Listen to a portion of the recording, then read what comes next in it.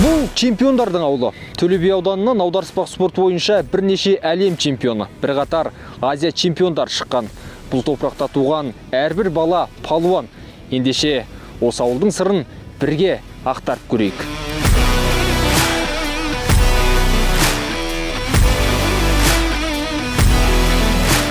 Бұл спортта да көп жетістікке жеткендердің өзі осы таудан шыққан.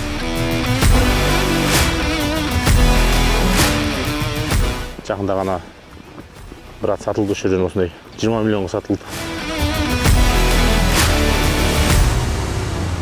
Көп тауға шығамыз, мал айдаймыз, жылқы бағамыз, қой бағамыз. Соған да байланысты ма деп қоямын енді. Қазір сен жассың ғой, жалындап тұрған 20-дағы жігітсің. Қыдырамыз ба ондасында? Енді болады қыдыру, иә. Түнгі клубқа барып. Әже ондайлар.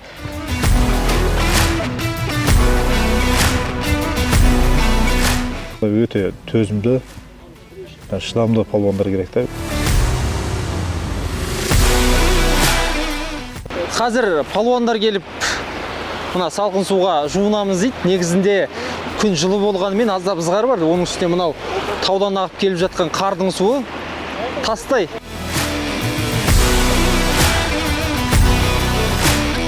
Он 18 жасар балалар әжін беттен жуып тез шығып кетіп отыр. Түскеннен кейін осылай түсіп. Сен айтып қойсын, қашан қоясың, 40-қа келдің дейсің жаңа. Қалай қоясың осыдан? Қайнап тұр ғой іште, жүрек соғып тұр.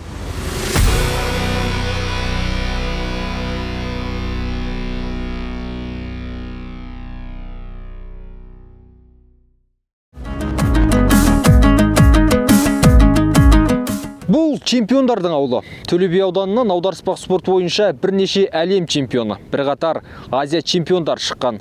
Бұл топырақта туған әрбір бала палуан. Ендеше осы ауылдың сырын бірге ақтарып көрейік. Қазақтың жігіттері арыстан, оңтүстік, солтүстік, шығыс, батыстан, ақылды, білімді, данышпан, көк ту желбіреп көрінеді алыстан. Түсірілімді бастағалы жатырмыз.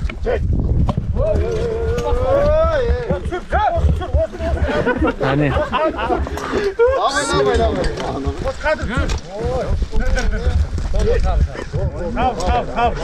Көп ат бір жерде тұрған екен, бір-біріменен ерексіз қалады. Көктемнің уақыты ғой. Бәрі айғырлап, пішпе ат мінбейді бізде оңтүстікте, бәрі айғыр. Сонда көктемде кішкене қауіпті бола ма? Көктем болғаннан кейін қазір бәрі жылқының бәрі үйірге қойылып жатқан уақыттар ғой. Сол биенің қасына тұрып ерегісіп қалған да бір-біріне. Егер күздің күні болса, бұнда аттар бұндай болмайды. Бұл спортта да көп жетістікке жеткендердің өзі осы таудан шыққан. Осы ауылдан шыққан, осы Төле би ауданынан шыққан көбісі аударыспақ спортында.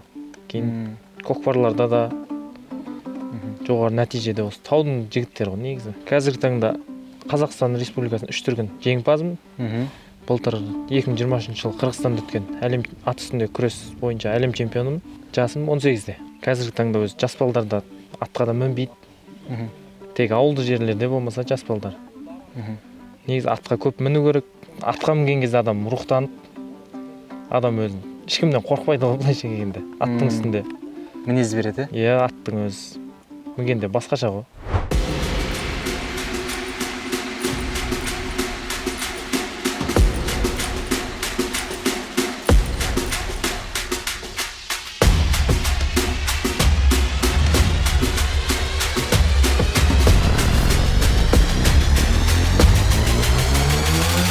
Ал бір жаңағы енді сізбен ат үстінде жүріп әңгімелесейік. Бір жуас ат бар ма маған? Сізге мына қасқатты мінеміз, осы Қасқатқа? Сіз қайсына мінесіз? Палуан көкке мінейін. Ал, маған мінгізіп жіберіңіздер. Бісміллә деп.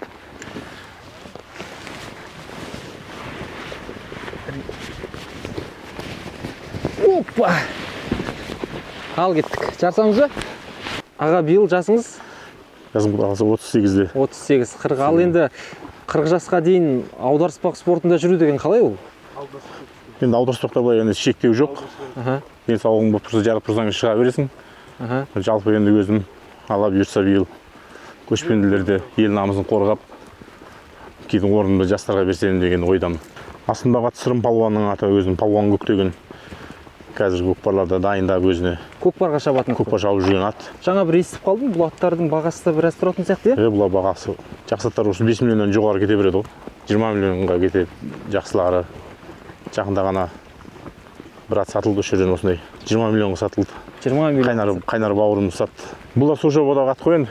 Бері барлығы Астыңызда бір 20 миллион тұр деңізші қазір. Иә, сол жамадағы ат тұр. Аударыспақта маңызды шыдамдылық. Жаңағы ерінбей еңбек етіп күнде жаттығу жасау керек, атпен күресу керек. Психология дейді ғой. Иә.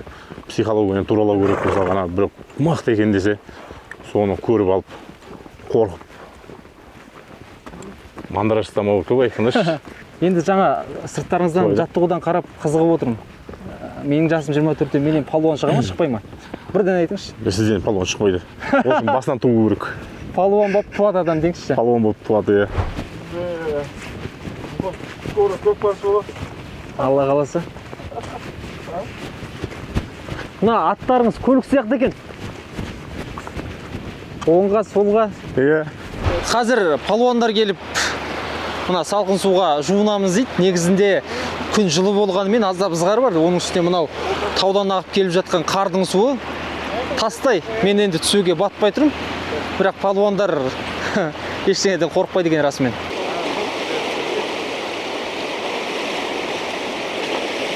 Ала, мен 40-қа келіп отырмын.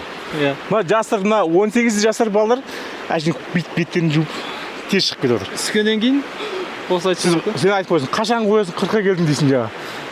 Қалай қоясың осыдан? Қайнап тұр ғой іште, жүрек соғып тұр.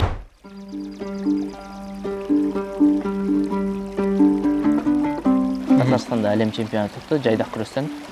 Сол жерде 60 килоға барып өнер көрсетіп, сол жерде чемпион болдым.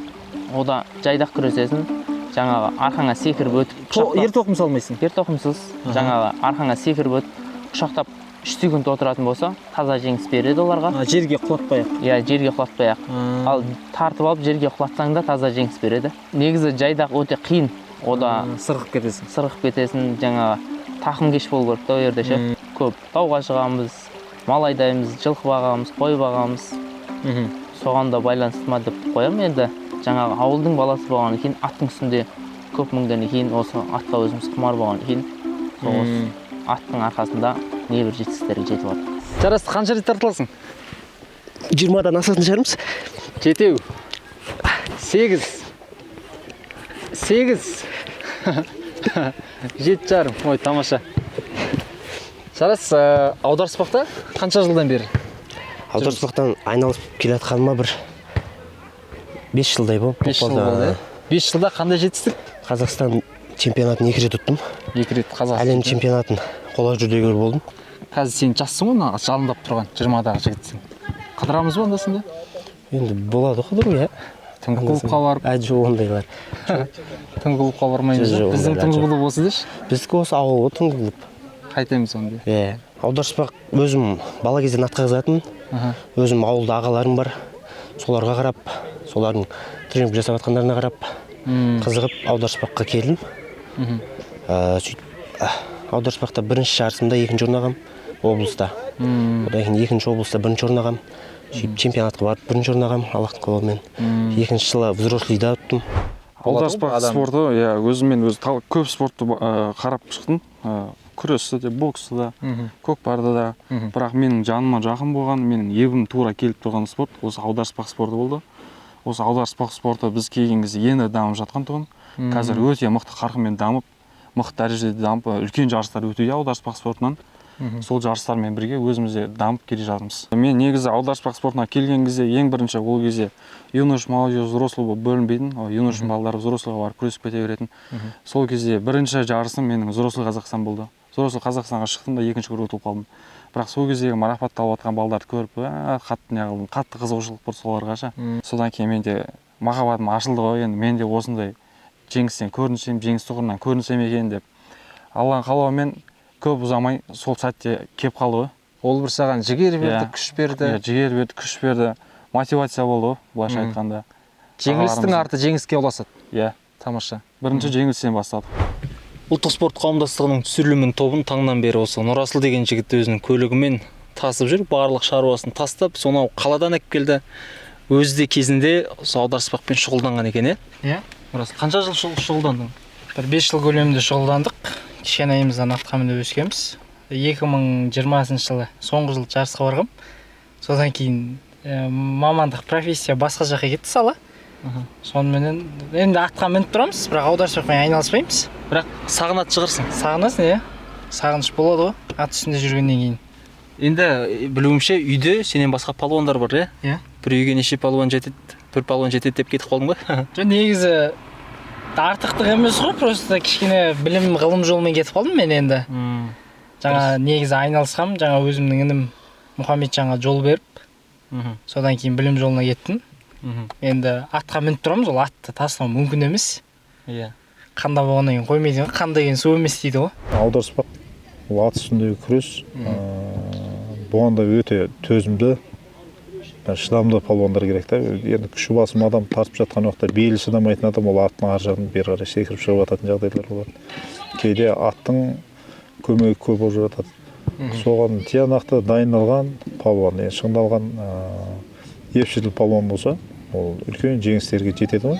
Аударыспақ енді қай жағымен мысалға социальный сет дейміз, мысалға соменен көрсетіліп жатса, біздің аударыспағымыз, ел чемпионатымыз көрсетіліп жатса, ол әрине оның қазіргі жастардың бәрі енді көрген нәрсеге құмартатын, қызығатындар көп қой. Артынан еріп шығатын палуандарымыз да көп болар, құдай қаласа. Енді көбінесе осы насихат қой. Жарнама болса, одан палуандарым шыға береді, өйткені қазақ ат үстінен алыс емес қой. Кез келген қазақта аттың үстіне отырғызсаң, ол делебесі қозып, ол аттың үстіндегі отырған қазақ басқаша отырады өзі.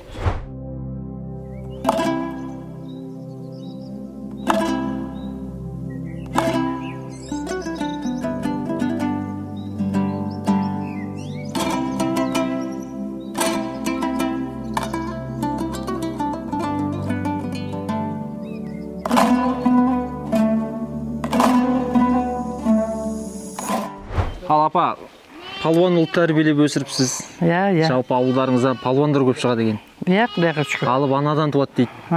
Рахмет, сондай. Қалай енді, неге бұл ауылда палуан көп?